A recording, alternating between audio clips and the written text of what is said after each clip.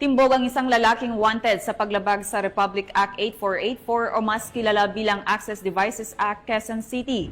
Yan ang tinutukan ni Patrolwoman Mika May Bahiwag. Naaresto ng mga operatiba ng Police Station 14 ng Quezon City Police District ang isang wanted person na kinilalang si alias Jason, 39 anyos at residente ng Barangay Silangan, Dakong 314 ng madaling araw sa istasyon mismo ng Station 14 sa San Simon, Barangay Holy Spirit sa Quezon City. Inihain ang warrant of arrest laban kay alias Jason para sa paglabag sa Access Devices Regulation Act of 1998 o Republic Act 8484, amended by Republic Act 11449 ng RTC Branch 6, Upper Cagayan na may inirekomendang piyansa na 84,000 pesos.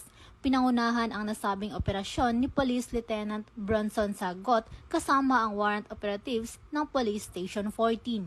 Matapos ang pagkakaaresto, dinala ang akusado sa Quezon City General Hospital para sa medical exam at isinalang sa dokumentasyon at para sa formal na disposisyon. Mula dito sa Arpicado NCR, ako po ang iyong PNN correspondent, Patrolwoman Mika May Bahiwag, alagad ng batas.